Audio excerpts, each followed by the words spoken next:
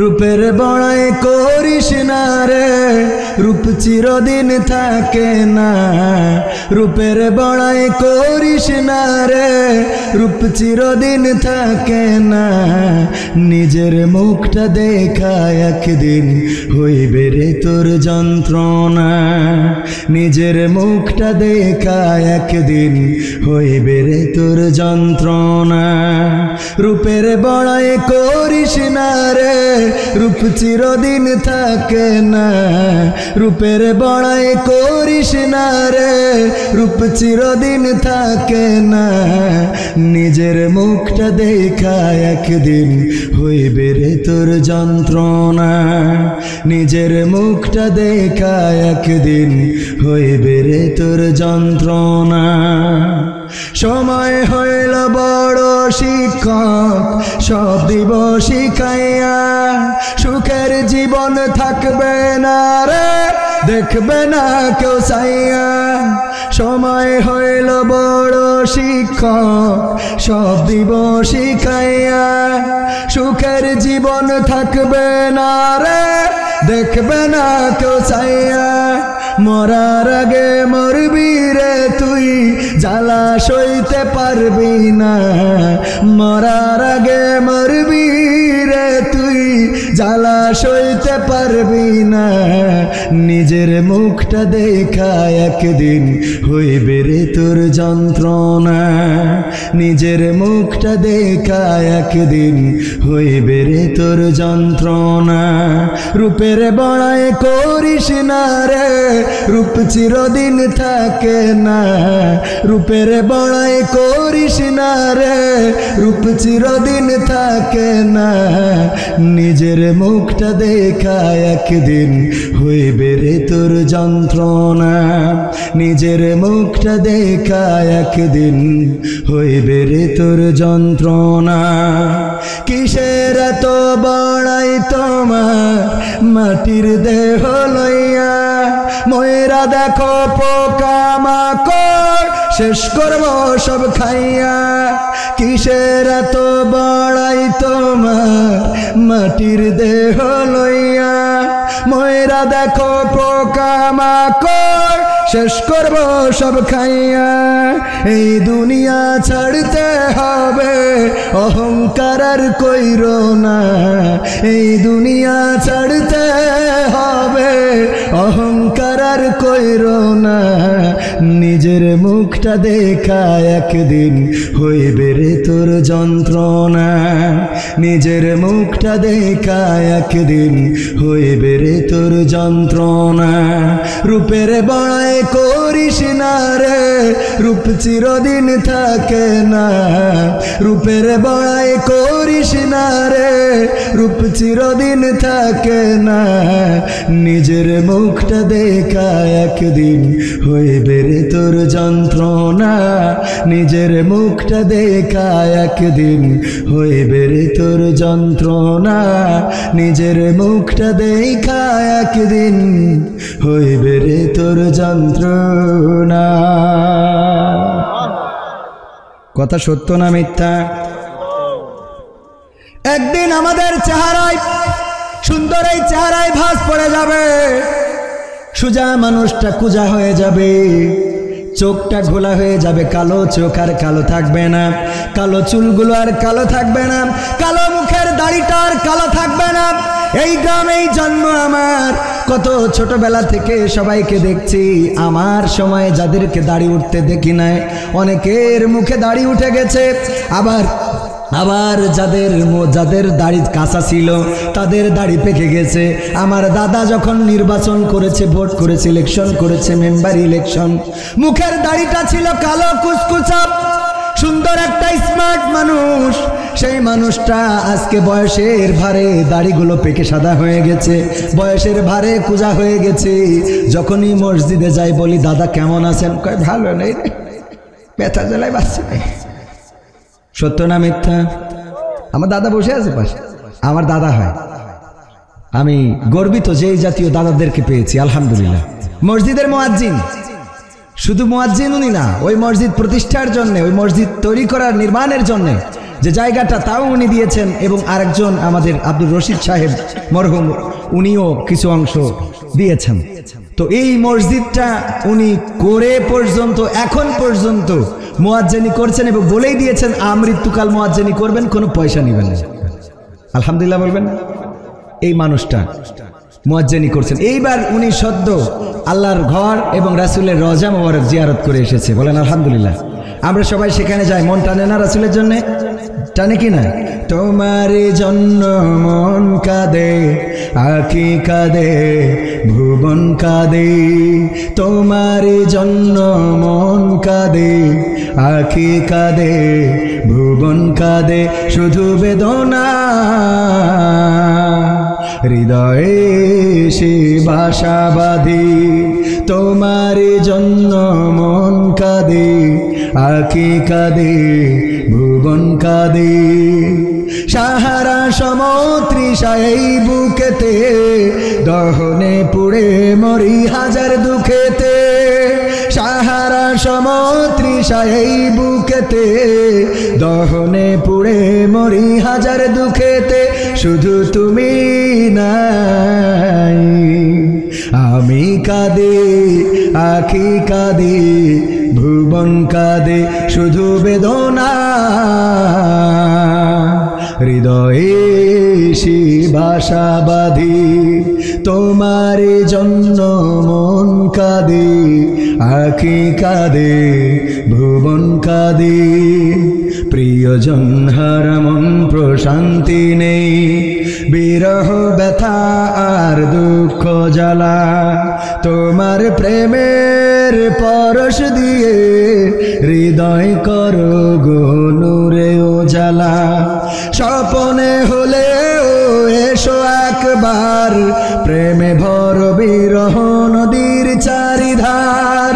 স্বপনে হলেও এসো একবার, প্রেমে ভর বিরহ নদীর চারিধার।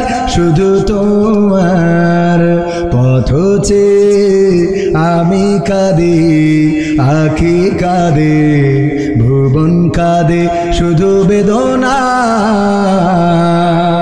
হৃদয়ে সে বাসা বাঁধে।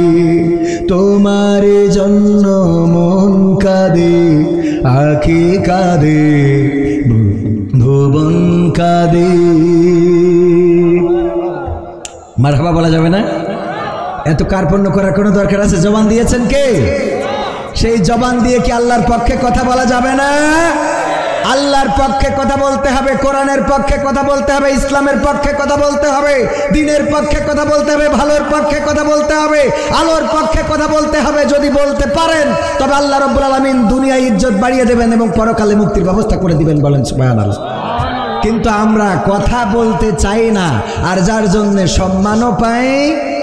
অনেকেই মনে করে এখানে কথা বললে না জানি বেইজ্জতি করে বসে। আরে বাবা, অন্যায়ের বিরুদ্ধে প্রতিবাদ করার জন্য আল্লাহ আদেশ করেছে, সুতরাং আপনি প্রতিবাদ করলেন মানে আল্লাহর কাছে সম্মানিত হইলেন। সম্মানিত হওয়া যায় না? যায় না?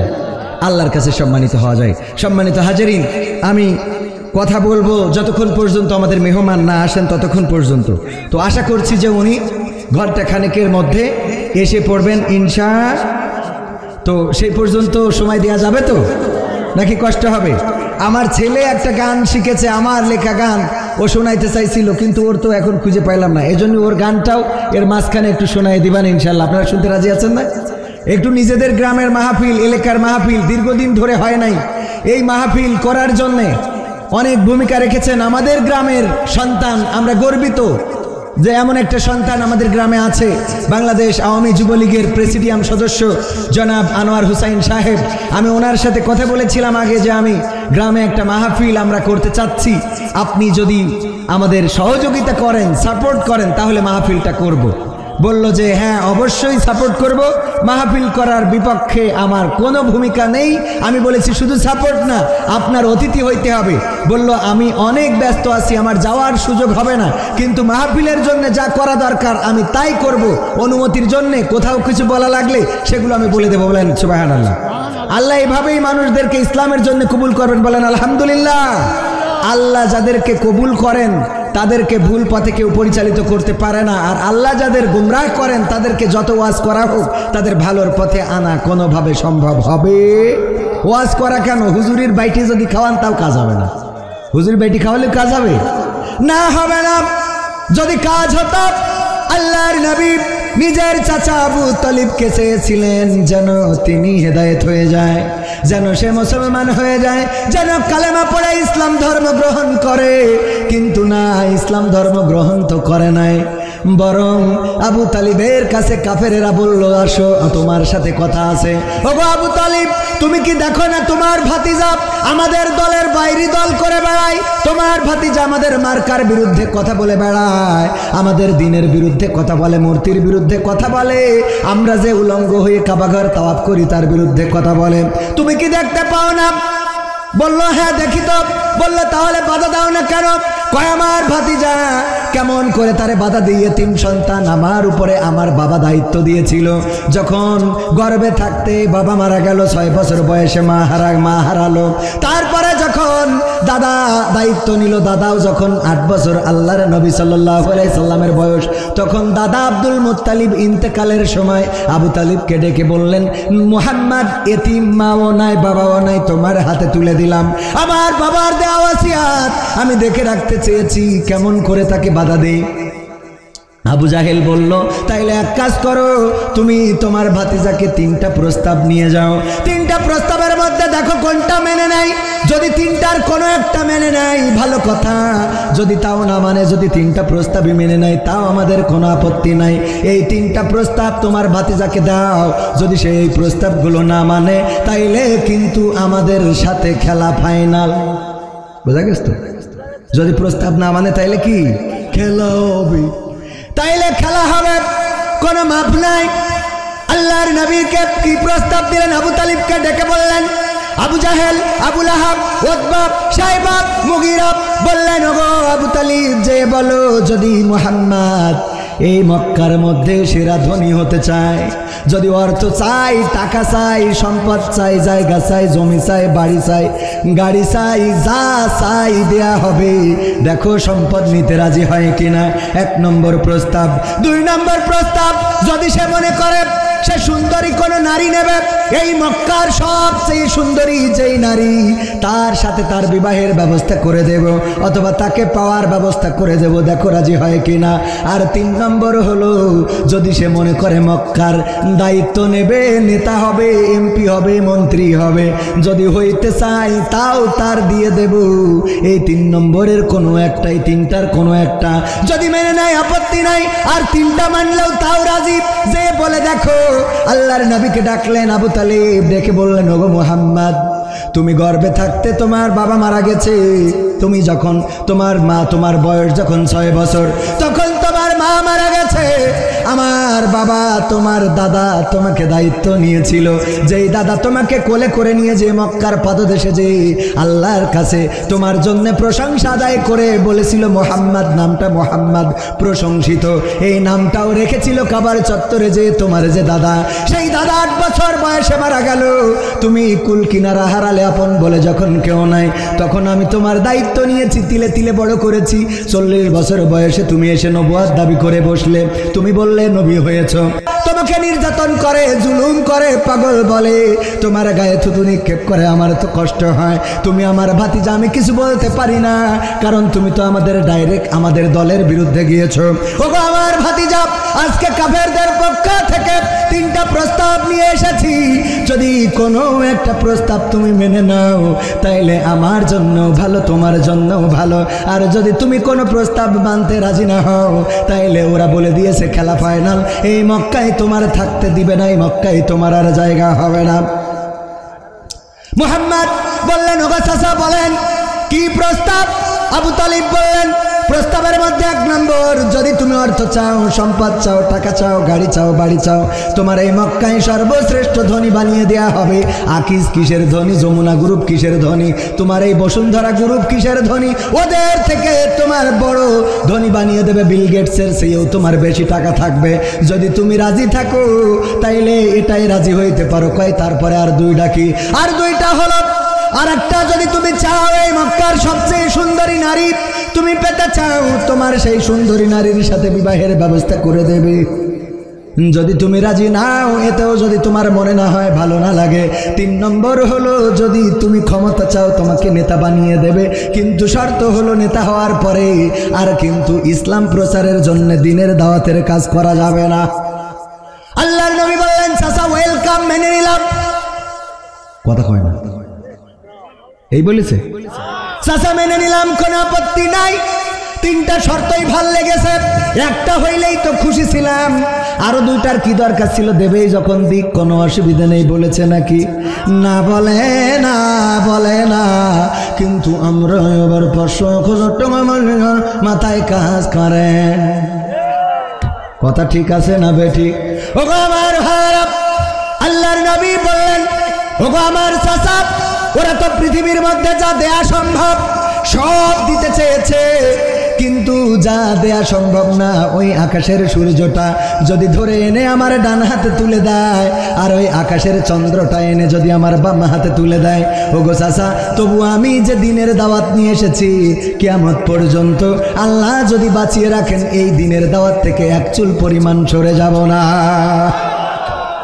ওই দিন আবু তালিব বলেছিলেন যে তোমাকে বের করে দিলাম বাড়ি থেকে, আর তোমার সাথে কথা হবে না, বলেছিল না? বলে নাই, বরং ওই দিন আবু তালিব একটা সিদ্ধান্ত নিয়েছিলেন, ওগো আমার ভাতিজা, তুমি যে সিদ্ধান্ত নিয়েছো আমি তোমাকে ঘোষণা করে দিলাম, মক্কার সমস্ত কাফেরেরা যদি তোমার বিরুদ্ধে যায়, তোমার পাশে যদি কেউ না থাকে, আমি আমার বাবাকে কথা দিয়েছিলাম আমি আবু তালিব তোমার পাশে থাকবো। বলেন সুবহানাল্লাহ। আবু তালিব শুধু পাশে থাকে নাই, যখন কাফেরেরা জেলখানায় রেখেছে, শিয়াবে আবু তালিব নামের জেলখানাতে কয়টা বছর ছিলেন? কোন কিতাবে 3 বছর, 3.5 বছর যাই বলেন, আমরা 3টা বছর বলে থাকি। 3 বছরের কম বেশি হয়ে থাকতে পারে। এই 3টা বছর ওই কারাগারে থাকাকালীন সময়ে নিজের চাচা আবু তালিব যদিও ইসলাম কবুল করে নাই, তারপরেও ওখানে ওই 3 বছর নবী মুহাম্মাদের সাথে থেকেছে, এত কষ্ট করেছে, খাবার জোটে নাই, পানি জোটে নাই, খাবার খাওয়ার জন্য ওখানে এখনো গাছ আছে, আমার দাদাকেও দেখায় নিয়ে এসেছি, সুন্দর সবুজ গাছটা আছে, ওই যে আবু জাহেলের যে পায়খানা ঘর ওই পাশে যেয়ে খেয়াল করেছেন কিনা, ওই জায়গায় আমার দাদা আবু জাহেলের পায়খানা ঘরে পায়খানাও ফিরে এসেছে।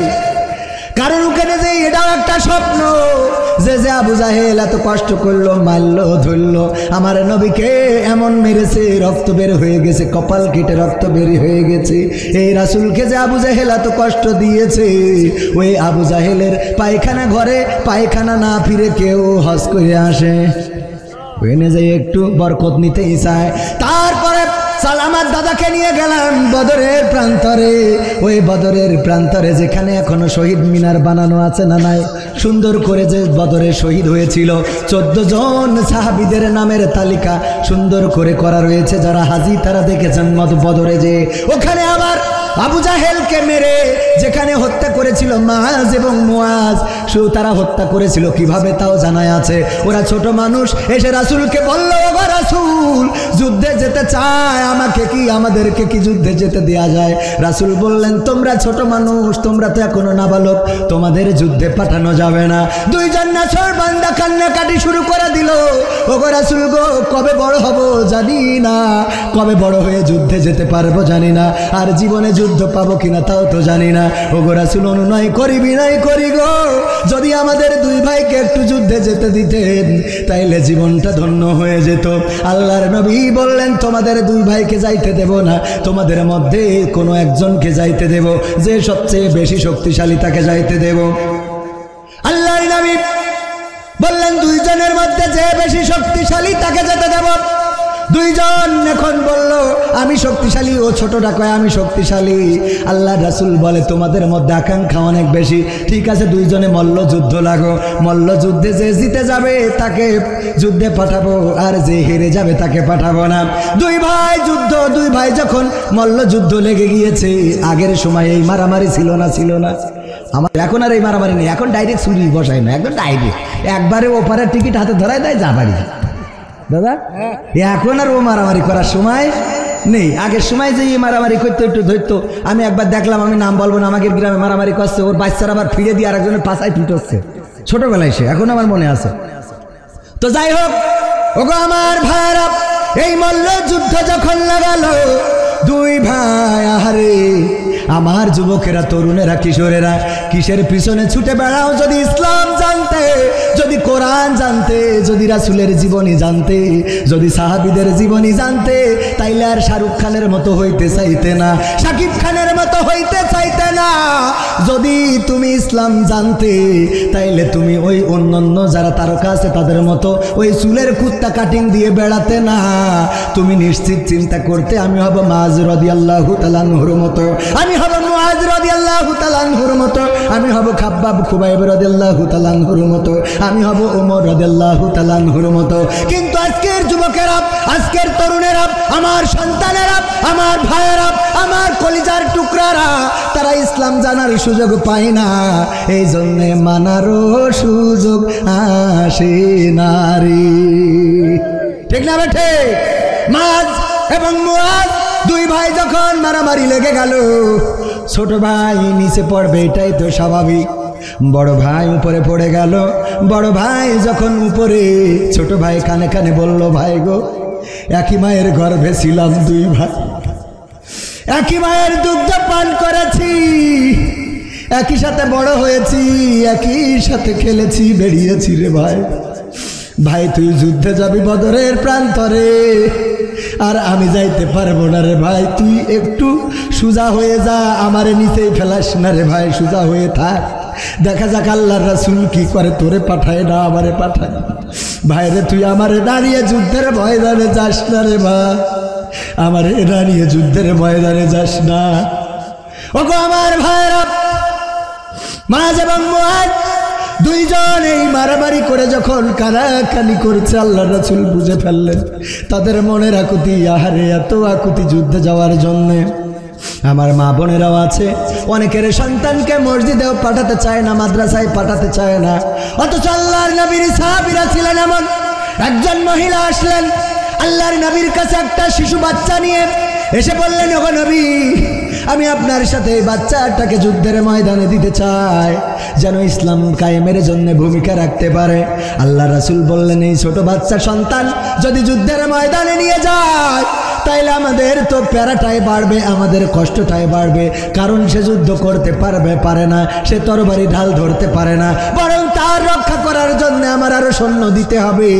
ওই মহিলার আবেগটা ছিল এত, ওগো নবী গো, জানি না আমার সন্তান কবে বড় হবে আর কবে যুদ্ধে যাবে, আমি চাই শহীদের মা হতে, আমার সন্তানকে যুদ্ধের ময়দানে নিয়ে যাবেন।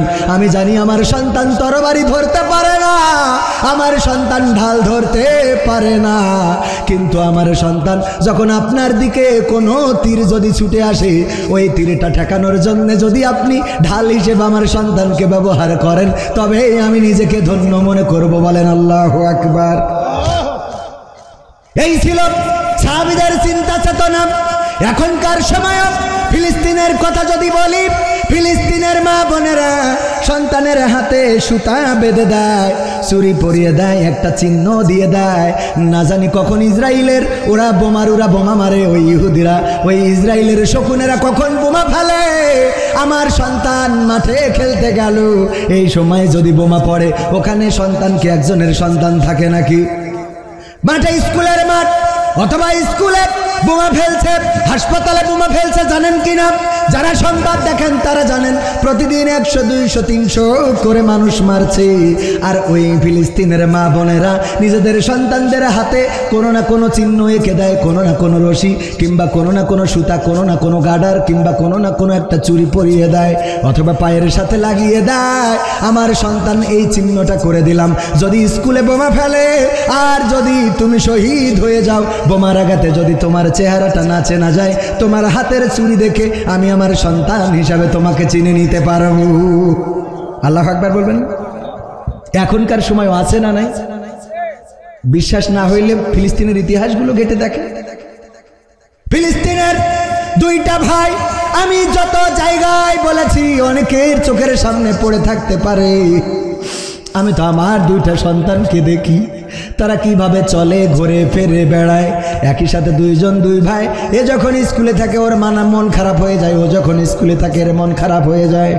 এমন আপন দুই ভাই একই সাথে আহত হয়ে হাসপাতালে, দুই বেডে দুইজন ঘুমানো, দুই বেডে দুইজন। এর মধ্যে একজন ভাই মারা গেছে, আপনাদের চোখের সামনে এমন ভিডিও পড়ে থাকতে পারে। ভাই যখন একজন মারা গেছে, বিদায় দিয়ে যখন নিয়ে যাবে, ছোট ভাইয়ের কাছে নিয়ে এসেছে, তোমার ভাই মারা গেছে, বিদায় দিয়ে দাও। অসুস্থ শুয়ে বেডের উপর থেকে ভাইকে বলে, ভাই রে, তোর সাথে আর কোনোদিন খেলা হবে না, তোর সাথে আর কোনোদিন চলা হবে না, তোর সাথে আর কোনোদিন সাইকেলে ওঠা হবে না রে ভাই, তুই আমার জন্য আর কোনোদিন কোনো খাবার কিনে আনবি না। আজকে কাবেরেরা তোরে শহীদ করে দিল ভাই, ভাই বড় ধন, কলিজার বাঁধন, যদিও পর হয় তা নারীর কারো। ওগো আমার ভাইরা, এমন সময় এখনো পার করছে।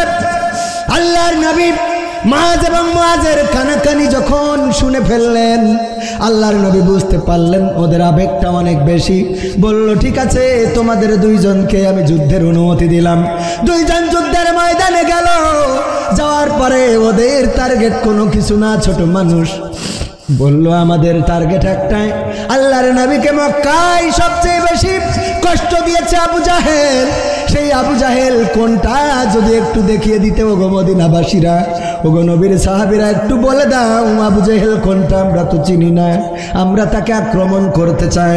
মানুষেরা দেখিয়ে দিল, ওই যে বড় ঘোড়া, ওই বড় ঘোড়ার পিঠের উপরে যে ব্যক্তিটি বসা, ওই ব্যক্তিটি হলো আবু জাহেল।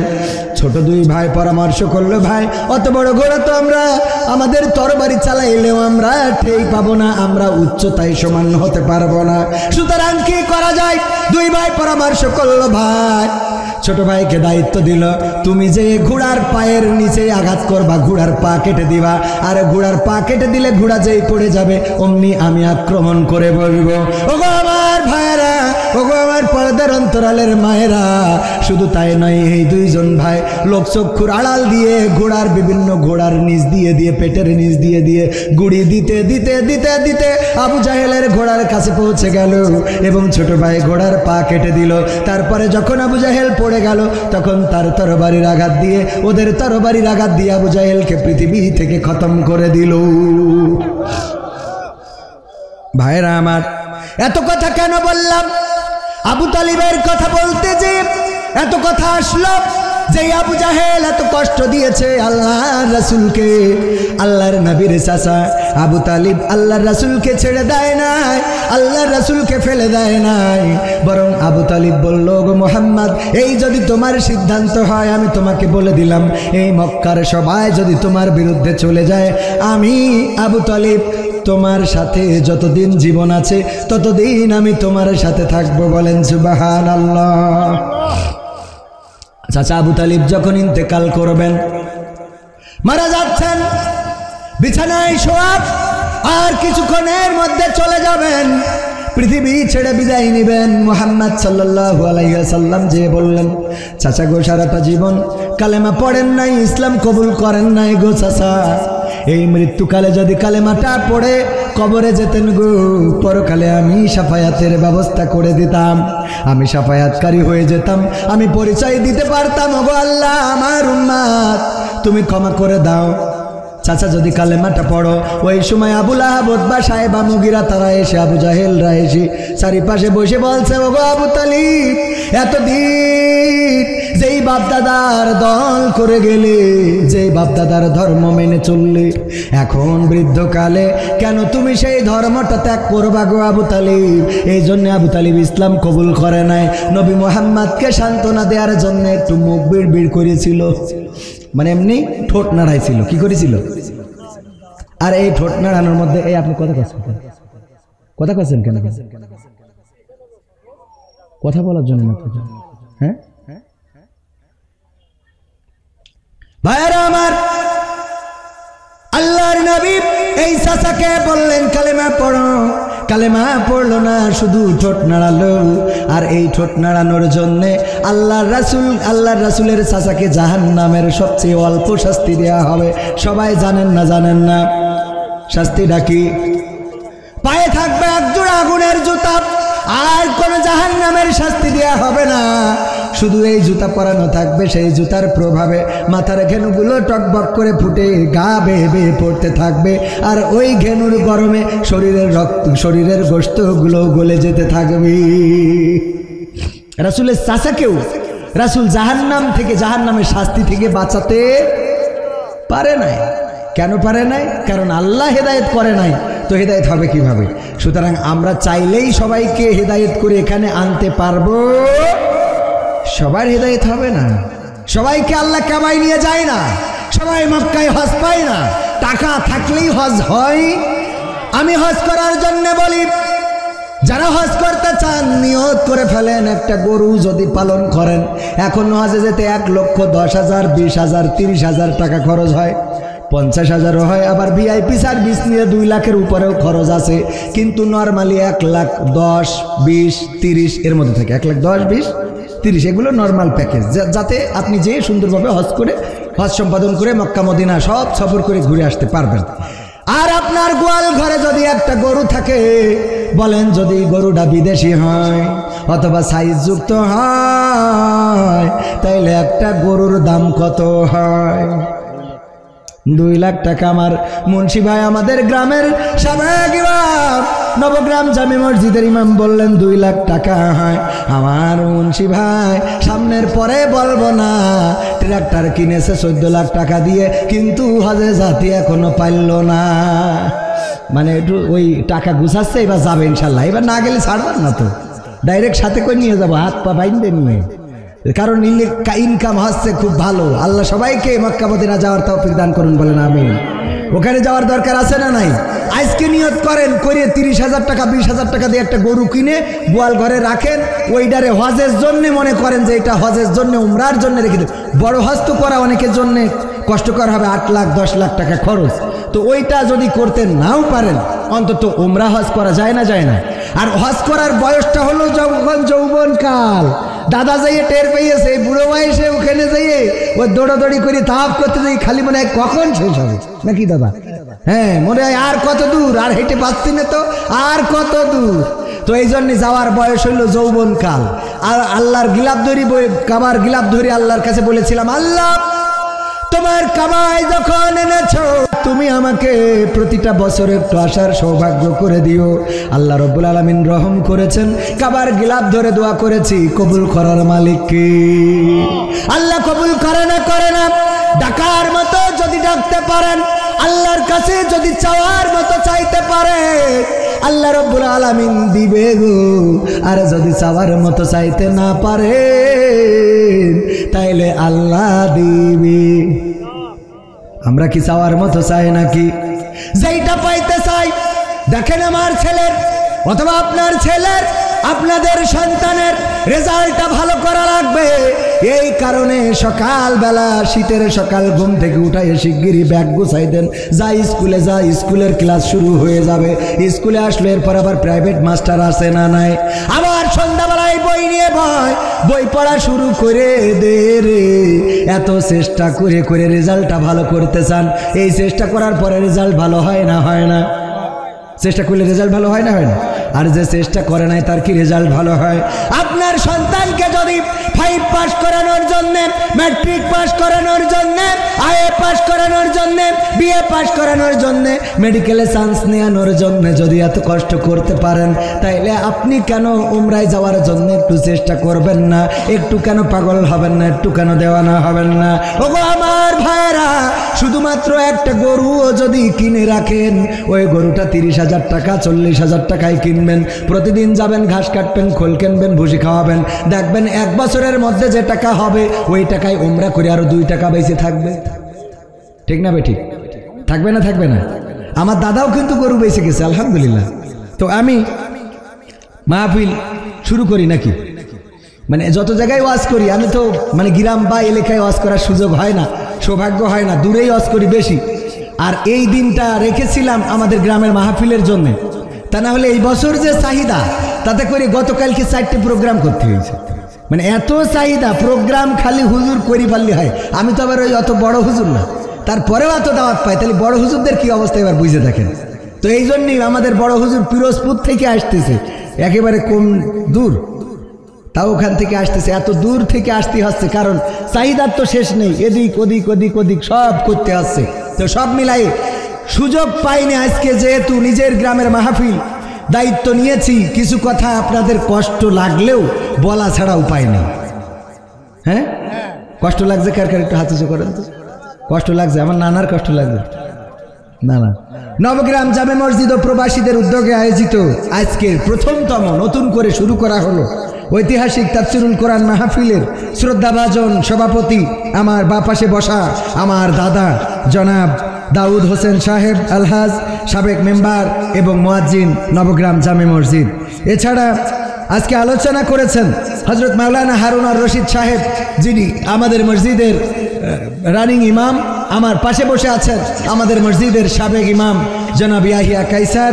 আলোচনা করেছেন আমার অত্যন্ত ভালোবাসার কাছের মানুষ, পাবনায় আমি গেলেই উনি মোটামুটি আমার সাথে থাকার সর্বোচ্চ চেষ্টা করে, এবং প্রতি বছর পাবনায় সব জেলায় যত মাহফিল করি তার থেকে বেশি করা হয় পাবনায়, কিন্তু এই বছর সবচেয়ে কম হয়ে গেছে পাবনায়। এইবার আমার চাহিদা সবচেয়ে বেশি চাঁপাইনবাবগঞ্জে, ওই দিকে গেলে লোকে লুকারণ্য, মাঠে জায়গা ধরে না, এত পরিমাণ লোক চাঁপাইনবাবগঞ্জের ওইদিকে হয়। পাবনাও একেবারে খারাপ হয় না আলহামদুলিল্লাহ। তো এইভাবে সারা দেশেই তো ঘুরে বেড়ানো লাগে। তো হজরত মাওলানা আলহাজ মাওলানা গোলাম মুর্তজা নুরি সাহেব, এছাড়া আজকের মাহফিলে সহযোগিতা করেছেন আমাদের অনেক প্রিয় ভাই। তার মধ্যে আমি আমার মসজিদের শ্রদ্ধাভাজন সভাপতি আবু বকর সাহেব, উনি সহযোগিতা করেছেন আব্দুল জব্বার সাহেব, যিনি আমাদের গ্রামের বড় ভাই। সহযোগিতা করেছেন সারাফুদ্দিন সোহরাবুদ্দিন সাহেব, যিনি আমাদের বড় ভাই, আমাদের আবদার ভাই, আমাদের হায়দার ডাক্তার সহ আমার গ্রামের মিন্টু সহ এই যুবকেরা, কিশোরেরা, তরুণেরা, তারা দিন রাত পরিশ্রম করেছে, করে এই মাহফিলটা বাস্তবায়নের সর্বোচ্চ চেষ্টা করেছে। এর মধ্যে একটা ভুল আপনাদের ভেঙে দিই, উত্তর গঙ্গাধরপুর অনেকেই মনে করছে যে উনাদেরকে সাথে না নিয়ে মাহফিল কেন করা হয়েছে। আসলে আমাদের নবগ্রাম জামে মসজিদের উদ্যোগে হওয়ার কারণে আমরা উত্তর গঙ্গাধরপুরকে মনে করেছি উনারা কেন এই গ্রামের মসজিদের মাহফিল, সুতরাং ওই গ্রামের লোক আমাদের সাথে থাকবে না, এটা মনে করেছিলাম। কিন্তু পরে আমরা বুঝতে পেরেছি যে না, উত্তর গঙ্গাধরপুর তারা আমরা একই প্রাণ, একই আত্মা, একই সাথে কলিজা। ইউনিয়নের ভাগাভাগি আছে, গ্রামের ভাগাভাগি আছে, কিন্তু আমাদের মধ্যে একটা মহব্বত আছে, ভালোবাসা আছে। দুইটা গ্রাম একসাথে আমরা অনেক কিছু করতে চাই। যদিও ওই গ্রামে একটা মসজিদের জায়গায় 3টা হয়ে গেছে, আমাদের মসজিদ একটাই আছে আলহামদুলিল্লাহ। তারপরে মসজিদ বেশি হইলেও ক্ষতি নেই, আবার লাভও নেই। বেশি হইলে ক্ষতিও নেই, লাভও নেই। ক্ষতি নেই কেন, কোন দিক থেকে? মসজিদ যদি বেশি হয় তাইলে বাড়ির কাছে মসজিদ, এই ওসিলাই হলো কয়েকজন নামাজি হবে, ঠিক না বে ঠিক?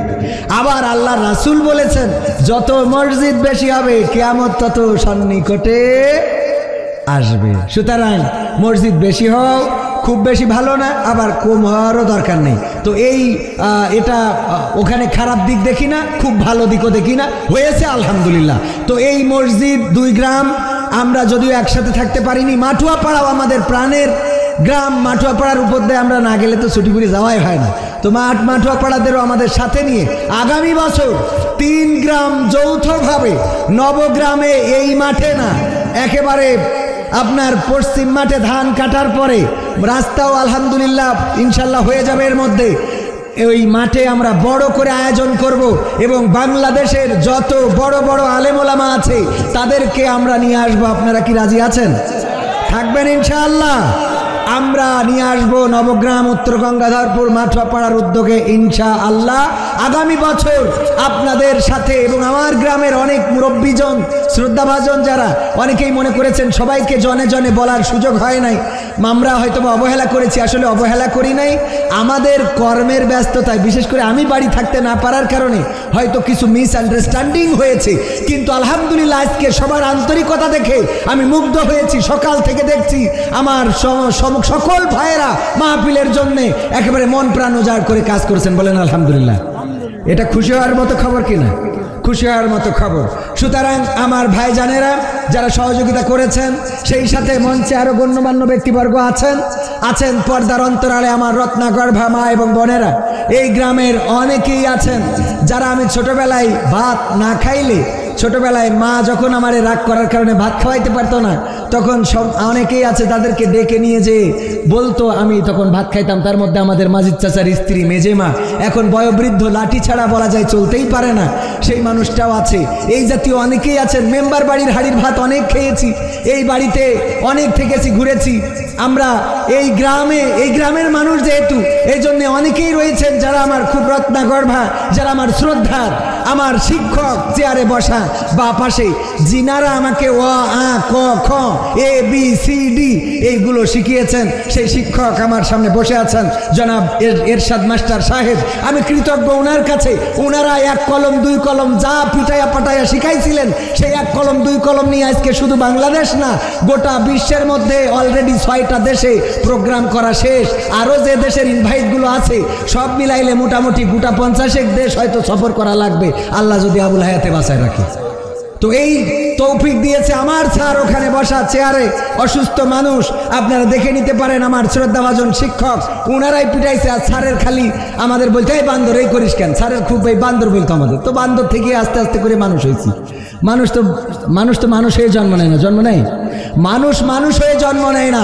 একমাত্র মানুষ, শুধুমাত্র মানুষ, তাকে আবার মানুষ হতে হয়। অন্য সকল প্রাণী সেই প্রাণী হয়ে জন্ম নেয়। একটা ছাগলের বাচ্চা ছাগল হয়ে জন্ম নেয়, একটা কুকুরের বাচ্চা কুত্তা হয়ে জন্ম নেয়, একটা বাঘের বাচ্চা বাঘ হয়ে জন্ম নেয়। কিন্তু শুধুমাত্র একমাত্র মানুষ হয়ে জন্ম নেয় না, তাকে নতুন করে আবার মানুষ হতে হয়। নতুন করে আবার কি হতে হয় মাইন্ড করতে পারেন, বুঝাই দিই। যদি আপনার বাড়িতে একটা ছাগলের বাচ্চা হয়, বলেন দেখি এই ছাগলের বাচ্চা হওয়ার পরে ওই ছাগলটার বাচ্চাকে কি চিনানো লেগেছে? এই তোমার মাকে দেখে চিনে নাও, তোমার মার এখানে এই ঠ্যাঙের উপরে 2টা দুধ আছে, এখানে খাবা। কথা কয় না, চিনানো লেগেছে। আচ্ছা, ছাগলের বাচ্চা তার তো চোখ থাকে, যখনই বাচ্চা হয় তখনই তো চোখ থেকে যায়, এই জন্যে সে না হয় দেখতে পায়। একটা কুত্তার বাচ্চা বা বিড়ালের বাচ্চা, এদের তো চোখ ফোটে। খরগোশের বাচ্চা চোখ ফোটে না, কিছুদিন পরে তারপরে চোখ ফোটে। এই কিছুদিন কোনো আমার গ্রামে যদি ওই কোনো খেজুর রস যেখানে জ্বালায়, ওই খেজুরের চুলার মধ্যে যে এক কুত্তা মনে করেন 4-5টা বাচ্চা প্রসব করেছে, এইবার ওই বাড়িওয়ালা যে বলতেছে বাচ্চারাই কেনাই তোকে মা এসেই নে দুধ খা, বলেছে কোনোদিন? তো এখনো চোখ ফোটে নাই। ওই কুত্তার বাচ্চা নিজের মায়ের দুগ্ধ কনে, নিজের মায়ের বিষ্ঠা কনে, নিজের মায়ের পায়খানাটা কোনোদিন নিজের মায়ের পায়খানা খায় নাই, কোনোদিন নিজের মায়ের পায়খানা মুখেও তোলে নাই। ওই কুত্তার বাচ্চার চোখ না থাকলেও মায়ের দুগ্ধ কনে দেখার ব্যবস্থা হয়ে গেছে। তার মানে এই কুত্তা অটোমেটিক কুকুর হয়ে জন্ম নিয়েছে না নাই? তার জন্য যেই খাবারগুলো নির্দিষ্ট করা সেই খাবার খায়, এর বাইরে কোনো খাবার খায় না। যেমন ধরেন শিয়ালের কথা যদি বলি, শিয়াল জন্মগতভাবেই মানুষের আড়ালে থাকে, কারণ ওদের আল্লাহ জন্মগতভাবে মুরগি চূড়া বানাইছে, এই জন্য ওরা গ্রামে ঢুকতে পারে। কথা কয় না, গ্রামে ঢোকে। কোনো শিয়াল জন্মগতভাবে ও জন্ম নিয়ে মার কাছে তো জিজ্ঞেস করতে হইতো যে মা আমাকে সারাদিন এই বাগানের মধ্যে থাকতে হয় কেন, আর রাত্রি ছাড়া আমরা বেরোতে পারি না কেন? এই কথা ওরা, আমি তো কোনো অপরাধ করিনি, আমি তো বাচ্চা শিশু, আমি তো নিষ্পাপ, তো আমি বেরোলেও কি মারবে? আসলে শিয়ালের বাচ্চা বেরোলেও কি আপনারা ছেড়ে দেবেন? তার মানে ওরা মুরগি চোর বানায় আল্লাহ পাঠাইছে, ও মুরগি চুরি করে খাবে। ও ছোটবেলায় ও বোঝে যে আমি বেরোলি কুপান আছে না নাই, ছোটবেলায় বেরোইলে ওর কুপান আছে, এইটা চিন্তা করি। ছোট শিয়ালও বাইরে আসে না, এইটা বুঝাই দেন কে? কিন্তু একটা বাচ্চা মানুষ জন্মগ্রহণ করল, মা তারে শুয়ে রেখে উঠোন ঝাড়ু দিচ্ছে, এরপরে ও পায়খানা করেছে, করার পরে ওই পায়খানা কায়দা করে মেখে নিয়ে তারপরে সুশীলজনের মতো করে খেয়েছে না খায় নাই? কথা কয় না, খেয়েছে। আমার মানুষেরা শুধু পেশাব পায়খানা নয়, যদি কোনো জায়গায় কোনো আগুন থেকেছে, ডাল বেড়ে রেখে দিয়েছে মা, ডালির পাত্রটা সামনে অথবা দূরেই ছিল, সন্তান হামাগুড়ি দিয়া শিখেছে, একটু করে হাঁটতে পারে। ও যখন ডালির পাত্রে ভাব উঠতেছে, ওই বাচ্চা চিন্তা করছে সে হাত দিয়া যাবে না, চিন্তা করে নাকি? না চিন্তা করে না, বরং আসি পরে অমনি কোড়ার মধ্যে ঝপাট করে হাত দিয়ে ও মা গেছি মা বাসা। ঠিক না বে ঠিক? তার মানে এই মানুষটা মানুষ হয় নাই, এই মানুষটাকে আবার মা মানুষ বানাইছে। অথচ আপনার গ্রামে আমার গ্রামে খাটাস আছে না নাই? খাটাস মুরগি ধরার জন্য আমার মুন্সি ভাই বাড়ি গেছে, যাওয়ার পরে দরজায় ইট দিয়া ভালো করে বাঁধা নেই, ওই ইটটা ঠাস করে টান দিয়েছে, দেওয়ার পরে যেই পড়ে গেছে অমনি খপাত করে একটা মুরগি ধরে নিয়েছে। ইট যেই পড়েছে মুন্সি ভাই খুব সজাগ মানুষ, টের পেয়েছে। পাওয়ার পরে উঠে পরে বলছে শিগগিরি ওঠ। আমাদের ভাবির ডেকে বলছে তোর মুরগি বলো তেসমারা খাইলো, শিগগিরি ওঠ। উঠেই দেখে যে খাটাস, এর মধ্যেও একটা অ্যাটাক করা শেষ, ধরে নিয়েতে দৌড় দিচ্ছে। মুন্সি ভাই পাঁচ দৌড়েলো, বাক্কা ভাই দৌড়েলো, রফি ভাই দৌড়েলো, রিপা ভাই দৌড়াইলো, সবাই পাঁচ দৌড়াইছে। এই দৌড়াইনো দেখে খাটাস এসে পরে আমাদের স্কুলে এই কৃষ্ণচূড়া গাছে ধাক্কা খেয়ে একটা চোখ বেরোয় গেছে বলে আবার হাসপাতালে ভর্তি করতে হয়েছে। এই রাতের অন্ধকারে এত তাড়া করলো 5-7 জনে, তাও দৌড় দিল, কিন্তু কোনো গাছে ধাক্কা লাগলো না, কোনো বাড়ি পিলারের সাথে ধাক্কা খাইলো না, কোনো জায়গায় কোনো ধাক্কা লাগলো না। মুরগিটা নিয়ে চলে গেল, আর ইনারা খুঁজে পাইলো না রে। ঠিক না বেঠে ভাই? কথা কি খারাপ লাগবে? একটু বুঝতে হবে। ওয়াজ যদি ভালো করে শোনেন, এই ওয়াজ অল্প শুনলেই মানার জন্য যথেষ্ট, আর যদি একটু মানতে পারেন তাইলে হেদায়েতের জন্য যথেষ্ট, আর হেদায়েত যদি হয় সেটা জান্নাতে যাওয়ার জন্য যথেষ্ট। কিন্তু আমাদের হেদায়েত তো নিয়া যেমন তেমন কাটি করি গ্রামের ছেলে। আমাদের গ্রামে এটা বলবেন, আমার গ্রামের মানুষ আমাকে আলহামদুলিল্লাহ অনেক বেশি ভালোবাসে, সেটা যেমন তেমন। আমি অন্য জায়গায় যে ঝামেলাটা হয়, কয় ও আবার নাটক করি বেড়াই, ও হুজুর হইল কবে হুজুর এর দাওয়াত দেশ কিটা, ওরখানে স্টেজে উঠাবা। তো আমি কই আপনি মাওলানা মানুষ, আপনি আসেন, এসে ওয়াজ করেন, আপনি ওয়াজ করেন, আমি বসে থাকছি, অসুবিধে যদি পারেন তো অসুবিধে নেই। কিন্তু আল্লাহ রাব্বুল আলামিন জবান দিয়েছেন, কণ্ঠ দিয়েছেন, কথা বলার শক্তি দিয়েছেন। শুধু তাই নয়, আল্লাহ রাব্বুল আলামিন দায়িত্ব দিয়েছেন, ওয়ামান আহসানু ক্বাওলাম মিম্মান দাআ ইলাল্লাহ ওয়া আমিলা সলিহান ওয়া ক্বালা ইন্নানি মিনাল মুসলিমিন। বলেন আল্লাহু আকবার। আল্লাহু আকবার বললে কি কোনো ক্ষতি আছে? এই জবানটা দিল যে আল্লাহ, সেই আল্লাহকে ডাকার সৌভাগ্য আমাদের হয় না। ওগো আমার ভাইরা, আমি কেন কথা বলি? কারণ আমার আল্লাহ বললেন তার কথার চেয়ে ভালো কথা আর কারো হতে পারে না, তার কথার চেয়ে উত্তম কথা আর কারো হতে পারে না, তার কথার চেয়ে শ্রেষ্ঠ কথা আর কারো হতে পারে না। যে নিজে ভালো কাজ করে, অপরকে ভালো কাজের জন্য আহ্বান করে, আর মুখে ঘোষণা করে দেয় আমি একজন মুসলমান। বলেন সুবহানাল্লাহ। তার মানে কাজ কয়টা? কাজ কয়টা? জোরে বলেন কয়টা? আরো জোরে কয়টা? আমার এলাকার মানুষেরা হয়তো আমার কথায় জবাব দিতে আপনাদের কষ্ট আছে যে তুমি এত কথা কও কেন, নাকি এরকম কিছু? আমি আজকে যেহেতু এখানে বসেছি আপনাদের সন্তান, সুতরাং এটা মনে করার দরকার নেই। আমরা সবাই নিজেরা বলেন কয়টা? আরো জোরে বলেন কয়টা? 3টা। 1 নম্বর কাজ নিজে ভালো কাজ করা, আর 2 নম্বর কাজ হলো অপরকে ভালো কাজের জন্য আদেশ করা, আহ্বান করা, ডাকা, আর 3 নম্বর কাজ হলো নিজেকে মুসলমান বলে স্বীকৃতি দেয়া। আমরা কি মুসলমান? সবাই কি মুসলমান নাকি? কুসুত মোল্লা দিয়া মুসলমান? সঠিক মুসলমান পাওয়া বড় কষ্ট। যদি তাই সঠিক মুসলমান সবাই হয়ে যেত, তাইলে আল্লাহ ইমানদারদের ডেকে বলতেন ইয়া আইয়ুহাল্লাযীনা আমানুত্তাকুল্লাহা হাক্কা তুকাতিহি ওয়া লা তামুতুন্না ইল্লা ওয়া আনতুম মুসলিমুন। আমার আল্লাহ বলতেন না যে ও ইমানদারেরা, তোমরা যারা ইমানের দাবিদার তারা কান খুলে শুনে নাও, তোমরা ভয় করো আল্লাহকে যেমন করে ভয় করা উচিত, আর ততক্ষণ পর্যন্ত মৃত্যুবরণ করো না যতক্ষণ পর্যন্ত না তোমরা পূর্ণ মুসলমান হতে পারো। তার মানে ইমানদারদের আবার মুসলমান হওয়ার দরকার আছে না নাই? দরকার আছে কিনা সেই ব্যাপারে কথা বলবো। কিন্তু আমি পবিত্র কোরআনের সূরা তাহার 55 নম্বর আয়াত 20 নম্বর সূরা তেলাওয়াত করেছি। আপনাদের মনে আছে কিনা যেই আয়াতটা আমরা প্রায়ই তেলাওয়াত করে থাকি? মনে আছে তো? কি বলে মিনহা খলাকনাকুম ওয়া ফিহা নুঈদুকুম ওয়া মিনহা নুখরিজুকুম তারাতান উখরা। এই আয়াতটার ব্যাপারে একটু আলোচনা করব, শুনতে রাজি আছেন কিনা? শুনতে রাজি আছেন? তো আমি শুরু করতে করতে আবার আর একদিকে তাল হারাই চলে গেছি। আজকে উপস্থিত আছেন রত্নাকর ভামা এবং বোনেরা, মাইকের আওয়াজ যারা শুনছেন, আমার কলিজার টুকরা যুবকেরা, সোনার ছেলেরা, সবাইকে আনুষ্ঠানিকভাবে আবারও সালাম জানাচ্ছি। আসসালামু আলাইকুম ওয়া রাহমাতুল্লাহি ওয়া বারাকাতুহু। আমরা আল্লাহর শুকরিয়া আদায় করি যে মহান রব দয়া করে মায়া করে আমাদেরকে মানুষ হিসাবে সৃষ্টি করেছেন। না চাইতেই আল্লাহ অনেক নিয়ামত আমাদের দিয়েছেন। হাত দিয়েছেন, পা দিয়েছেন, চোখ দিয়েছেন, কান দিয়েছেন, কথা বলার শক্তি দিয়েছেন। যে আল্লাহ না চাইতে এত কিছু দিল, সে আল্লাহর শুকরিয়া আদায় করার দরকার আছে না নাই? সবাই বলেন আলহামদুলিল্লাহ। আমরা শ্রেষ্ঠ জাতি শুধু মুসলমান হিসাবে নয়, আমাদের কাছে আল্লাহর দেওয়া শ্রেষ্ঠ গ্রন্থ পবিত্র কোরআনুল কারীম আছে না নাই? এই কোরআন আল্লাহ দিলেন, এত সুন্দর একটা কিতাব, যে কিতাব যদি কেউ একদিক থেকে পড়ে যায়, অপর দিক থেকে তার আমল নামায় সওয়াব লিখিত হতে থাকে।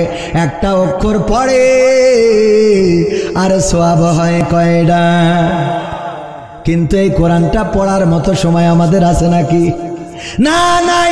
এত সময় আমাদের কোথায়? কোরআন পড়ি না, কোরআন শিখি না। আর কোরআন শেখার জন্য যদি বলা হয় টাকা খরচ করে শিখতে হবে, তাইলে তো আমাদের আর পাওয়া যায় না রে। যায়? এখন কোথায় পাওয়া যায়? এখন যুবকদের পাওয়া যায় গদখালিতে লাইলাতুল ভ্যালেন্টাইন্স ডে পালন করে। ঠিক না বেঠিক? গদখালিতে যুবক যুবতী আছে না নাই? তাকে নাকে দিনটা ওখানে আবার ছাতিমাতি টাঙায় রেখেছে। কি করেছে? আরে যুবকেরা যে ওখানে যুবক যুবতী ডান্স দিয়া শুরু করে, আর মোবাইলে চারিদিকে ভিডিও করে, আর মনে করে আমি মনে হয় কত সেরা, আমারে দেখলো কত খুশি। বাড়িতে এসে বলে মা গদখালিতে নাচিছি আর মানুষ আমার ভিডিও নিয়েছে। মাও বলে ও আল্লাহ, তুই তো দেখছি শাহরুখ খান কারিনা কাপুর হয়ে যাবি, আল্লাহ তোর অনেক বড় পরিমণি বানাই দি। বলে না? বলে না? কথা কয় না। আপনাদের মধ্যে একটা কাজ হচ্ছে, যে সেটা হইলো ওই ভারতে গেলাম, তো ওখানে ওয়াজ করতেছি, এখন ওই সামনে হাজার হাজার শ্রোতা, যাই বলি কেউ কোনো জবাব দিচ্ছে না, কোনো কথা বলছে না। আমিন, আল্লাহ, সুবহানাল্লাহ, আলহামদুলিল্লাহ, কোনো কথা নেই। তো আমি মনে করছি এরা কিরাম মানুষ, এত মানুষ ওয়াজ শুনছে কিন্তু কেউ কোনো সাড়া শব্দ দেয় না, ঘটনাটা কি? তো আমি ওই ওয়াজ শেষ করে আমাদের আব্দুল সালাম যুক্তিবাদী ভাই, তার কাছে ফোন দিলাম। গতবার আমার সাথে ওমরায় গেছিল, বা আমরা একসাথে গেছিলাম। তো ওরে বললাম, ও তখন ভারতে ছিল, বললাম ভাই এই ভারতে ওয়াজ করে তো বেশি টেস্ট পাচ্ছি না। কাছে কে? তাই বলছে যে সামনে হাজার হাজার শ্রোতা থাকে, ওদের যাই বলি ওরা তো কেউ কোনো মানে কোনো জবাব দেয় না, কথা বলে না, আমিন বলে না, সুবহানাল্লাহ, আলহামদুলিল্লাহ কিছুই কয় না। কয় ওদের হিসেব হইলো বাংলাদেশ থেকে টাকা খরচ করে হুজুর নিয়ে আইছি, তা আমরা কথা বলবো কেন? তো এখন যত জায়গায় যাই তারা টাকা খরচ করে নিয়ে যায়, কিন্তু আজকে আমি এখানে ওয়াজ করতেছি নিজে টাকা খরচ করি। সুতরাং আজ তো আপনারা একটু কথা বলবেন নাকি? আজকে আমি নিজে খরচ করে ওয়াজ করতেছি, আজ তো আর আপনারা টাকা খরচ করে ওয়াজ শুনতেছেন না। তো এই জন্য একটু আওয়াজ দেওয়া যাবে না? নারায়ে তাকবীর, নারায়ে তাকবীর। আল কোরআনের আলো, আল হাদিসের আলো, আমার নেতা তোমার নেতা। এরপরেও কিছু মানুষ কথা বলবে না, কারণ কিছু মানুষ অকৃতজ্ঞ থাকবে। আল্লাহ তাদের ব্যাপারেও বলেছে, খতামাল্লাহু আলা কুলুবিহিম ওয়া আলা সামঈহিম ওয়া আলা আবসারিহিম গিশাওয়াত ওয়া লাহুম আযাবুন আযীম। আমার আল্লাহ বলছে, ওগো নবী, ওদের বলেন আর না বলেন, ওদের যাই করেন না কেন, ওদের কাছে সব সমান, ওরা ঈমান আনবে না। ওদের কানের উপরে আর কন্তরের পরে আমি সিল মেরে দিয়েছি, দড়াম করে একটা সিল লাগাই দিছি, আর চোখের উপরে পর্দা ফেলে দিছি। সুতরাং ওরা শুনবেও না, ওরা দেখবেও না, ওরা ভাববেও না। আর ওদের জন্য আছে কঠিন জাহান্নামের ভয়াবহ আযাব। কি বলতে হবে? নাউযুবিল্লাহ। কি বলতে হবে? নাউযুবিল্লাহ। ওই জাহান্নামের আযাব কি আমরা চাই? আমরা কি চাই? যদি সেই জাহান্নামের আযাব না চাই, তাইলে মাঝে মাঝে কি একটু কথা বলা যায় না? যাবেন ইনশাআল্লাহ? এখানে যারা বসেছেন আমার কি হলো, একটা মাইক কি হয়েছে? আমার আল্লাহ বলছেন ওয়াইযা কুরিয়াল কুরআনু ফাসতামিউ লাহু ওয়া আনসিতু লাআল্লাকুম তুরহামুন।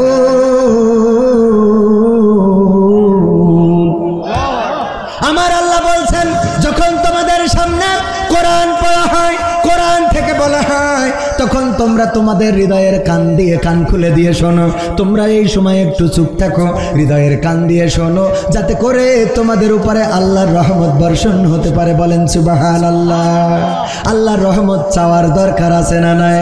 আল্লাহর রহমত পাওয়ার দরকার আছে না নাই? আমি আগেই বলেছিলাম আল্লাহকে আমরা যদি ডাকার মতো ডাকি, আল্লাহকে যদি চাই, আল্লাহর রহমত যদি চাই, আল্লাহ রাব্বুল আলামিন দেওয়ার ব্যবস্থা করে দেবেন। যেমন করে কাবার গিলাফ ছুঁয়ে বলেছিলাম আল্লাহ গো তুমি আমাকে কাবায় প্রতি বছর নিয়ে এসো। আল্লাহ এমন রাস্তা করে দিয়েছে এখন প্রতি বছর কাবায় যাব, কিন্তু টাকা খরচ হবে না রে। হ্যাঁ, কখন হুজুর এই পথ আমাকে দেখাই দেন দিন, আমাকে গরু পুষ্টি কন কেন? এত সহজ হলে আমাকে গরু পুষ্টি কন কেন? আপনারা গরু পালবেন, কারণ সবার এই সুযোগ আল্লাহ দেয়, তবে দেবে যদি আপনি চান, যদি আকাঙ্ক্ষা থাকে, যদি চাওয়া থাকে, পাওয়া করে দিবেন কি? এই জন্য অভিভাবক হিসেবে আমরা চাইবো কাকে? আল্লাহকে চাইবো। এই আল্লাহ যে বললেন, তাও আপনাদের কষ্ট হয়েছে, একটু জোরে বলেন তো, অভিভাবক হিসেবে কাকে চাই? আল্লাহ যদি কারো অভিভাবক হয়ে যায় লাভটা কি বলবো? লাভটা বলবো। লাভটা হলো একবার এক গরু আমার দাদা মাঠে রেখে এসেছে। দাদা গরু পালন করে, মাঠে রেখে এসেছে। হঠাৎ জামালপুরের এক বাগান থেকে বাঘ একটা বের হয়ে গরুর তাড়া করেছে। গরু দৌড়াতে দৌড়াতে দৌড়াতে নামকুড়োর মধ্যে যেয়ে নরম জায়গা কাদা, ওখানে যেয়ে ঝাঁপ দিয়েছে। মাশাআল্লাহ মাশাআল্লাহ, নারায়ে তাকবীর, নারায়ে তাকবীর। আল কোরআনের আলো, আল হাদিসের আলো। ওগো আমার ভাইরা, এত আনন্দ মনে গো, নামটা বলবো না রে, বলা লাগবে? খুশি লাগবে আমার, এই আনন্দ কনে থবো। মা বোনেরাও কাছে আমাকে জন্য তো একটু ওয়াজ শুনাইলে না? মা বোনদেরও একটু ওয়াজ করার দরকার আছে না? সবাই মা বোনেরা এসেছে, পর্দার অন্তরালে মা বোনদেরকে থাকতে হবে। আমার মা বোনদের ব্যাপারে আল্লাহর নবী বললেন, মেরাজ থেকে এসে বললেন, ওগো নারীরা তোমরা বেশি বেশি করে সাদাকা করো, দান করো, দান করো, দান করো, কারণ আমি দেখেছি অধিকাংশ নারীরাই জাহান্নামী। আল্লাহর নবীকে বলা হলো কেন অধিকাংশ নারীরা জাহান্নামী? আল্লাহর নবী বললেন দুইটা কারণে। কারণ কয়টা? এবার একটু আওয়াজ দেন, কারণ কয়টা? দুইটা। আমাদের প্রিয় মেহমান আমাদের রাস্তায় চলে এসেছেন, আর বেশি সময় লাগবে না। এখন যারা আশেপাশে আছেন এসে খালি জায়গাগুলো দখল করে বসেন, তা না হলে পরে কিন্তু নেটওয়ার্ক পাওয়া যাবে না রে। ঠিক না বেটে? ওগো আমার ভাই, মা বোনদের ব্যাপারে আল্লাহর নবী বললেন দুইটা কারণে তারা বেশি জাহান্নামী। কারণ কয়টা? জোরে বলেন, কারণ কয়টা? মা বোনদের এটা বলার দরকার আছে না নাই? মা বোনদের জানিয়ে দিই কারণ কয়টা, একটু হাত উঁচু করে বলেন। সবাই হাত উঁচু করেন, হাত উঁচু করেন। কারণ কয়টা? হাত উঁচু করেন, হাত উঁচু করেন, করেন একটু মাহফিল শুনবেন। এটা এবার হাত নামান, হয়তো রাগ করতে পারেন। এটা হলো একটা ক্লাস, এখানে আসবেন নিয়ত করে আসবেন যে আমি কিছু শিখতে যাচ্ছি। আর আমরা যখন কথা বলি সব সার্কেল ঠিক রেখে কথা বলা লাগে। এখানে মা বোনেরা আছে, আমার মা আছে, আমার ভাই আছে, আমার ভাই বউ আছে, আমার বউ আছে। আমার বউ বাড়ি তালামে ঠিক শুনতে চলে এসে আমি বাড়ি থেকে দরজার সামনে দাঁড়িয়ে রয়েছি, কিছু করার নেই। বলছে ওয়াজ করি বেড়াও। আমি বললাম আমি তোমার ঘরের বক্তা, আমাদের ওয়াজ শুনি না, তোমার ওয়াজ বাড়ি শুনে লাভ আছে? বাড়ি আমার ওয়াজ চলে, আমার চলবে, বাড়ি চলবে না। যাই হোক, কয়টা কারণে বেশি? দুইটা কারণে। এক নম্বর কারণ হলো আল্লাহর নবী বললেন, ওগো আমার সাহাবীরা শুনে নাও, নারীরা জাহান্নামে যায় দুইটা বেশি কারণে। তার মধ্যে এক নম্বর কারণ হলো ওরা স্বামীদের প্রতি অকৃতজ্ঞ থাকে। স্বামীদের প্রতি কি থাকে? এক নম্বর কারণ হলো স্বামীদের প্রতি অকৃতজ্ঞ থাকে। কেমন অকৃতজ্ঞ? অনেক নারী আছে স্বামী যেটা করে পছন্দ হয় না, কিন্তু স্বামীর বন্ধু যেটা করে ওইটা খুব ভাল লাগে। আছে না নাই? স্বামীর মোটর সাইকেলটা পছন্দ হয় না, স্বামীর গাড়িটা পছন্দ হয় না, স্বামীর করা বাড়িটা পছন্দ হয় না, স্বামীর করা রংটা পছন্দ হয় না, স্বামীর কেনা টেলিভিশনটা পছন্দ হয় না, কিন্তু ওই স্বামীর বন্ধু কোনো কিছু যদি কেনে ওইটা খুব ভাল লাগে, স্বামীর বন্ধু যে 3 পিস কেনে সেইটা ভাল লাগে, স্বামীর বন্ধু বোর জন্য যে শাড়ি কেনে সেইটা ভাল লাগে, আর বলে তোমার আল্লাহ চোখ না দুটো মার্বেল দিয়েছে, তোমার কোনো কিছু পছন্দ হয় না। এরকম আছে না নাই? এত অকৃতজ্ঞ। এক হুজুর বলছে, কবির ভাই আমি একটু বুদ্ধি করলাম, আমার স্ত্রী যাই কিনে দিই পছন্দ করে না, খালি কয় যে ওইটা ভালো, তোমার ওই দেখো তোমার বন্ধুর বোর জন্য কত সুন্দর কানের দুল বানাইছে, কত সুন্দর ডিজাইন, তোমার বন্ধুর বোর জন্য 3 পিস কিনেছে কত সুন্দর, আর তোমার এই অবস্থা কেন, যায় কেন তা পরা যায় না। এই কথা বলার কারণে আমি বুদ্ধি করে একটা শাড়ি কিনলাম, খুব দামি শাড়ি, খুলনা থেকে কিনে আনলাম, যশোর থেকে অথবা খুলনা থেকে কিনে এনে আমি ডাইনিং টেবিলের পরে রেখে বললাম স্ত্রী খাবার দাও। স্ত্রী খাবার দিয়ে খালি ওই শাড়ির দিকে তাকাচ্ছে যে শাড়িটা কার, জিজ্ঞেস করতে সাহস পাচ্ছে না। এক ফাঁকে বললো শাড়ি কার জন্য কিনেছো? আমি বললাম আমি কিনি নাই, আমার বন্ধু কিনেছে তার বউয়ের জন্য। এইবার আমার স্ত্রী খেপে গেছে, দেখো রংটা কত সুন্দর, শাড়িটা কত সুন্দর, কালারটা কত ভালো, পাড়টা কত সুন্দর, সুতোটা কত সুন্দর, আর তুমি যা কেন তাকে পরা দাও। কি কেন তুমি? বলতেছে আহারে আমার বন্ধু চয়েস করে তার বউয়ের জন্য কিনেছে, কিন্তু আজকে বাড়ি আসতে পারবে না বলে আমার কাছে পাঠালো, বললো দোস্ত বাড়ি পৌঁছে দিস, আমার আসতে দেরি হবে অথবা কালকে যাব, তুই শাড়িটা নিয়ে যা। তাই আমি নিয়ে আইছি। কয় দেখো কত সুন্দর শাড়ি কেনে, আর আমার আব্বা কার সাথে বিয়ে দিল রে, যার কোনো পছন্দ নেই, যা কেনে তা পরে বের হওয়া যায় না।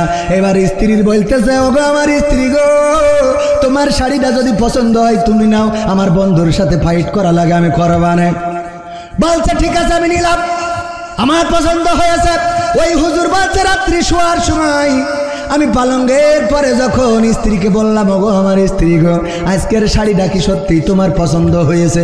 বলছে খুব পছন্দ হয়েছে, এত সুন্দর রং চঙালা শাড়ি কোনোদিন কেন নাই, এত সুন্দর পাড়, এত সুন্দর সুতো আমি কোনোদিন তোমার কিনতে দেখি নাই, তোমার বন্ধু কিনেছে বলে এত ভালো রে। বলছে দেখো হায়াত মৌতির কথা বলা যায় না, না জানি আজকে হয়তো পৃথিবী ছেড়ে চলে যাওয়া লাগতে পারে, সকাল হবে কিনা জানি না, মনের কথাটা হয়তো বলা হবে না। আমি তোমারে কত ভালোবাসি, কত ভালোবাসি রে, এই শাড়িটা আমি তোমার ভালোবেসে নিজে পছন্দ করে তোমার জন্য কিনে আনিছি। তখন স্ত্রী বলছে তাহলে এর রং থাকবে না, তাহলে এর কি কৃতজ্ঞ বানানো সম্ভব?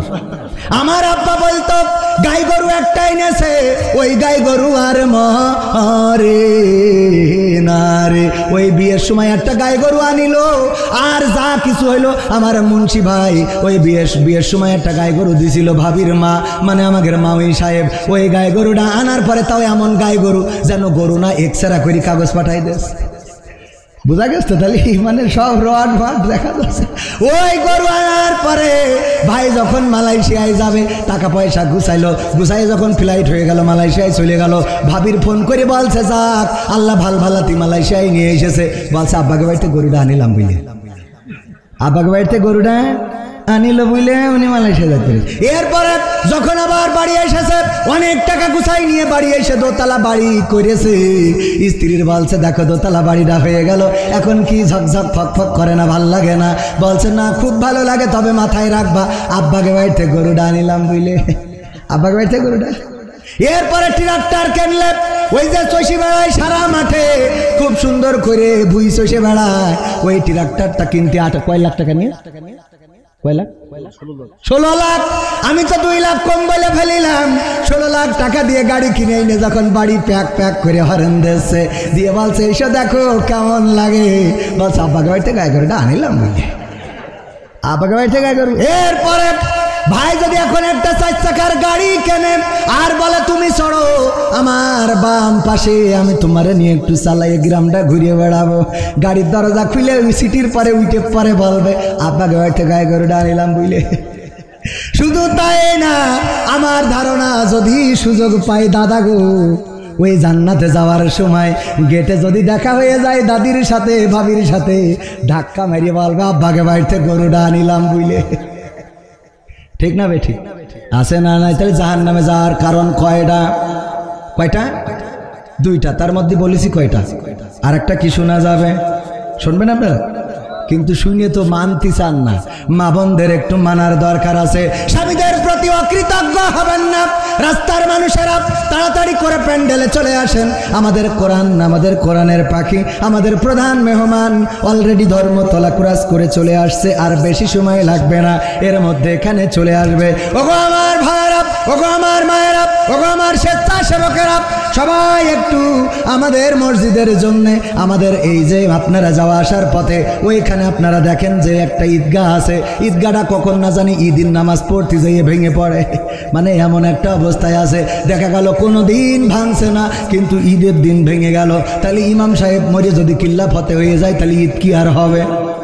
সুতরাং ঈদগাহটা আমরা মেরামত সুন্দর করে সংস্কার করার উদ্দেশ্য নিয়ে, এবং মসজিদের কিছু কাজ আছে, আমাদের গেটটা ভেঙে একটু বড় করা লাগবে, কারণ ছোট গেট দিয়ে লোক বেরিয়ে গেছে। যেদিন জিলেপি দেয় ওই গেট দিয়ে লোক বেরোতে পারে না, মানে জিলেপির দিন একটু লোক বেশি হয়, তো ওই জিলেপির দিন একটু ঝামেলা হয়ে যায়। ছোট গেট বেরোতে পারে না, ওর মধ্যে জিলেপি দেবে কি আর লোক বেরোবে কনে, এই নিয়ে একটু ঝামেলা হয়। এই জন্য গেটটা একটু বড় করা লাগবে।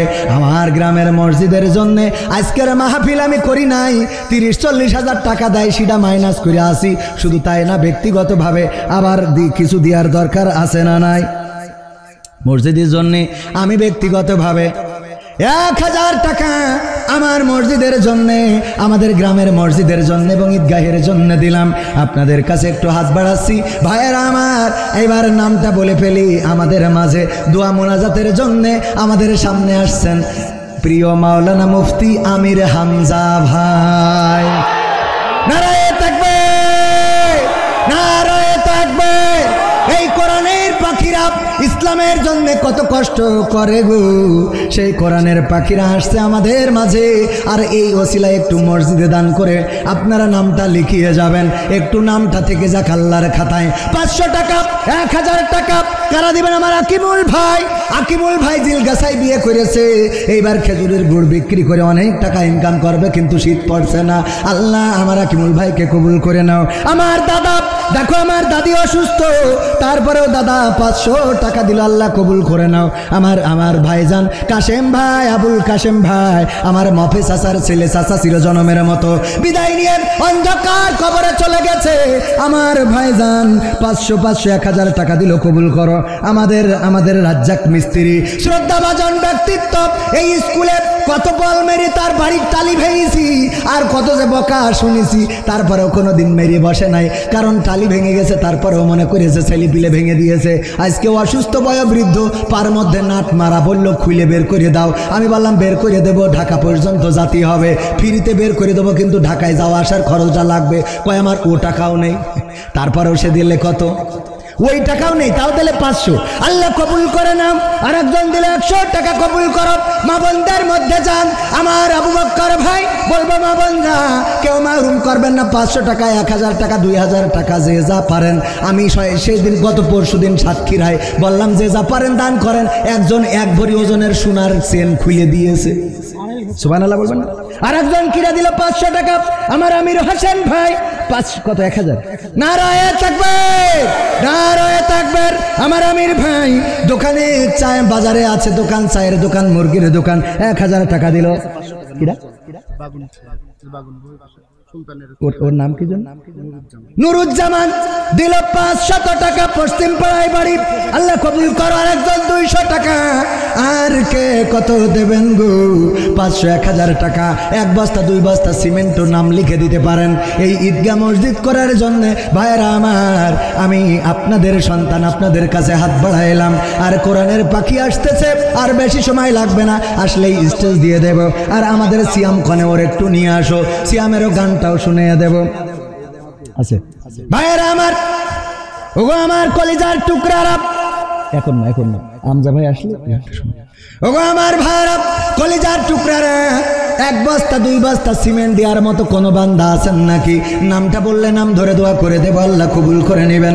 আমার মা বোনদের মধ্যে যান, আমার আমার স্বামী রাজমিস্ত্রির কাজ করে, ও তো বস মানুষ। 1000 টাকা না দিলে কি হয়? বঙ্গবন্ধুর 1000 টাকার একটা নোট দান করলো, আল্লাহ কবুল করে নাও, নেক হায়াত দিয়ে দাও, মনের স্বপ্ন পুরা করে দাও। আর একজন 100 টাকা দিল, আবার একজন 500 নাম কি? কিসমত ভাই, নারায় থাকবে। আমার কিসমত ভাইয়ের মাটির বাড়ি ছিল, সেখানে ইটের বাড়ি। আহারে আল্লাহ ভাগ্যটা পরিবর্তন করে দিয়েছে। 1000 টাকা আল্লাহ কবুল করে নাও। লিয়াকত চাচা থাকে বিদেশে, আল্লাহ নেক হায়াত দিয়ে দাও, মনের স্বপ্ন পুরা করে দাও। ওগো আল্লাহ, যে ওসিলায় দান করে দানগুলো, তার সেই ওসিলাটা পূরণ করে দাও। আর কোন আল্লাহর বান্দা আছেন, আমি ছোট মানুষ, যুবক মানুষ, দোয়া করে দেবার একজন 200 টাকা আল্লাহ কবুল করে নাও। আমার মা বোনরা, মা বোনদের মধ্যে আবু বক্কর ভাই স্বেচ্ছাসেবকদের পাঠিয়ে দেন। মা বোনেরা আজকে 1 বস্তা টাকা দেবে, কারণ ওরা আমার এত ভালোবাসে রে। কালকে গেলাম কলারওয়ায়, এক মহিলা চিঠি দিয়েছে, হুজুর আপনার খুব ভাল লাগে, আমার স্বামী থাকে বিদেশে, আমি চাচ্ছি আপনি যদি চালুকান থেকে কেটে এসে আপনার সাথে বিয়ে করবো। সহ্য না করি পারা যায়? আমি বললাম এই অজন্য ইউটিউবে যাই না, তাহলে আমার বউ দেখলি কিন্তু খেলা হবে রে। সাইফুল ভাইয়ের বউ 500 টাকা দিল, আল্লাহ দানকে কবুল করে নাও, নেক হায়াত দিয়ে দাও, মনের স্বপ্ন পুরা করে দাও, সন্তানদেরকে কবুল করে নাও। তারপরে আর কে দেবেন? ওগো আমার ভাইয়েরা, আর কে দেবেন? আর দেখি কই, একটু তাড়াতাড়ি করে নিয়ে আসেন। 500, 100, 200, 1000, 2000 সিমেন্ট দেওয়ার মতো কোন আল্লাহর বান্দা কি আছে? ওই যে শোনেন না কেন আপনি? এই না ভালোই হবে এই বয়সে, ভাবি তো এখনো জন আছে, আপনি এত বুড়ো হয়ে গেছেন। আর 100 টাকার জন্য যেভাবে ডাকছেন, হাগা নেই পুঙা ডাক আছে, ভালো দেখছে। 100 টাকার জন্য এমন কাছে মানে 2-3 হাজার 10,000 দেবে। কয় সব? একজন বলতেছে নারায়ে তাকবীর, আমাদের অমুক দানবীর 100 টাকা দান করেছে। হইল ভাইয়ের, আমার 100 টাকা তার অ্যাবিলিটি আছে, দিয়েছে আলহামদুলিল্লাহ। আমার নানা কত দেবে? মাশাআল্লাহ, নারায়ে তাকবীর। লেখেন, এই লিখার লোক কই লেখছে? মোহাম্মদ ভাই এক লেখছে কিনা? আছে লেখছে কিনা? আমার ইমাম সাহেব নাম কি জানো ভাইজান? তারি, হ্যাঁ হ্যাঁ আব্দুর রাকিব ভাই। আমি ভুলে যাই, অনেক হুজুরের নাম মনে রাখতে হবে। আমার আব্দুর রাকিব ভাই সুন্দর করে একটা 200 টাকা দিল। আসমত ভাইয়ের ছেলে মনিরুল, আমার ভাতিজা, কাঠমিস্ত্রির কাজ করে, একটা ড্রেসিং টেবিল আলমারি বানাইলে 50,000 60,000 টাকা লাভ হয়। তাই 500 টাকা দিলি কেমন হয় রে? ওগো মনিরুল, তুমি আর কিছু দাও। তারপরে পাল্লা গ্রামে আব্দুল সত্তারের ছোট ছেলে গত রাতে মারা গেছে গো মালয়েশিয়ায়। আহারে প্রবাসে যদি কারো সন্তান মারা যায়, পশু পাখি জানার আগে জানে মায়। যে মায়ের সন্তান মারা গেল, যে পিতার সন্তান মারা গেল, তরিকুল নামের ছেলেটা, তার জন্য কত টাকা দিল? 50 টাকা। আল্লাহ কবুল করো। জসিম চাচা বিদেশে থাকে, 500 টাকা করলো দান, আল্লাহ বাড়িয়ে দাও সম্মান। আর একজন কিনা জাফর দিল। জাফর এত 100 টাকা দিলে কেন? দেলোয়ার হোসেন সাইদীপ, না আমাকে দেলোয়ার ভাই সাদাতপুর, উনি সাদাতপুর থেকে এসে 500 টাকা করলো দান, আল্লাহ বাড়িয়ে দাও সম্মান। শমশের ভাইজান আমার 100 টাকা করলো দান, আল্লাহ বাড়িয়ে দাও সম্মান। আমি আজকে গ্রামের মানুষ, অনেক জায়গায় সিমেন্ট চাই, এক জায়গায় চাইছি 30 ব্যাগ, দিয়েছে 230 ব্যাগ। কয় ব্যাগ? আর এখানে একটু চাইলাম, মাত্র 1 ব্যাগ উঠেছে। আপনারা যারা বাইরের গ্রামের আছেন, আমাদের এই ঈদগার জন্য রাস্তায় যাওয়া আসার পথে দেখেন না, ওই ঈদগাটা থেকে যাবে কিয়ামত পর্যন্ত, মসজিদের গেটটা করা হবে। 1 ব্যাগ 2 ব্যাগ করে সিমেন্ট দেওয়ার মতো কোন আল্লাহর বান্দা আছেন নাকি? 5,000 দেবে, মাশাআল্লাহ। নারায়ে তাকবীর, নারায়ে তাকবীর। আমাদের সোহরাবউদ্দিন ভাই, গ্রামের মানুষ সারাফউদ্দিন বলে যাকে চেনে, আমাদের সোহরাবউদ্দিন ভাই 5,000 টাকা মসজিদে দিবেন। আল্লাহ দানকে কবুল করে নাও, নেক হায়াত দিয়ে দাও, মনের স্বপ্ন পুরা করে দাও, আপনজনদের কবুল করে নাও। তারপর একজন 200 টাকা দিল। সিমেন্ট দেওয়ার মতো কোন আল্লাহর বান্দা আছেন? এখনো আমাদের গ্রামে এমন কি কোনো মানুষ নাই 2 ব্যাগ সিমেন্ট দিতে পারে না? যে আমার আদম ভাই মোবাইলের দোকান, কয় ব্যাগ? 2 ব্যাগ।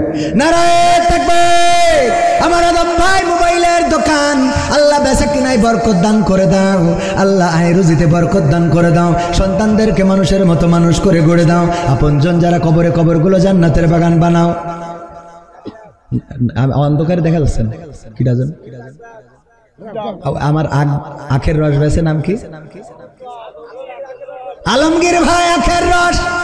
আমি যখনই যাই খুব খুশামত করে রস খাওয়াই, কিন্তু টাকাটা দিয়া লাগে, অসুবিধে নেই। আমার ভাই আজকে বিনা দরখাস্তে বিনা চাওয়ায় 1 ব্যাগ সিমেন্ট, আল্লাহ দানকে কবুল করনে খায় দাও, মনের স্বপ্ন পুরা করো, আই রুজিতে বরকত দাও। তারপরে নাম কি? হ্যাঁ তুহিন ভাই মাঠোয়াপাড়া, মুকুল ভাই 500 টাকা, আবদার ভাই 1000 টাকা, নারায় থাকবে। মুকুল ভাই দিল 500, আবদার ভাই 1000। এই এখন প্যাকেট নিও না, হামজা ভাই আসলি প্যাকেট ঢুকো। হামজা ভাই আমার বুদ্ধি একেবারে কম তা মনে করি, হামজা ভাই আসলি কেন ঢুকো মহিলাদের থেকে, কারণ ওকে যা আসার তাই শিখে সুরা। হামজা ভাই আসলেও আসবে না আসলেও আসবে, কিন্তু কিছু পাকা মাছ ওটা ঘুরি বেড়াচ্ছে, হামজা ভাই আসলে তারপর আসবে। আজকালকের ছেলেরা বই নিয়ে আর বসে না, গুগলে সার্চ করিয়া পড়ি। ওরে কালের মেয়েরা কোরআন হাদিস ধরে না, আমার নবগ্রামের মা বোনেরা কোরআন হাদিস পড়ে না। ও আল্লাহ, গদখালি যাইয়া টিকটকে ভিডিও ওরা করে, আছে না নাই? আজকালকের ছেলেরা বই নিয়ে আর বসে না, গুগলে সার্চ করিয়া পড়ে। আমার মুকুল ভাই 500 টাকা দিল, আবদার ভাই দিল 1000 টাকা, আল্লাহ দানকে কবুল করো। তারপরে আমার নাজমুল ভাই সিনজেন্টা কোম্পানিতে জব করেন, সিমেন্ট 1 ব্যাগ লিখে দিল। আমার মন্টু ভাই ইরশাদ স্যারের, আমার স্যারের সন্তান, আবার আমি ওনার কাছে প্রাইভেট পড়েছি, সুতরাং উনিও আমার স্যার দিলেন 1 বস্তা সিমেন্ট। লিখে যাও, এই লিখে যাও মন্টু ভাই, 1 বস্তা সিমেন্ট, অন্তত 30টা বস্তা সিমেন্ট। কোরআনের পারা কয়টা? 30টা পারা, 30টা পারার সম্মানে 30টা ব্যাগ সিমেন্ট যদি হয় তাইলে তো খারাপ হবে না। আমার আমজাদ ভাই কয় ব্যাগ? আপনি 1 ব্যাগ না 2টো ব্যাগ দেন আপনার তো। আল্লাহ আলহামদুলিল্লাহ, আমার বাড়ির সামনে বাড়ি, দেবে না কে? নারায়ে তাকবীর।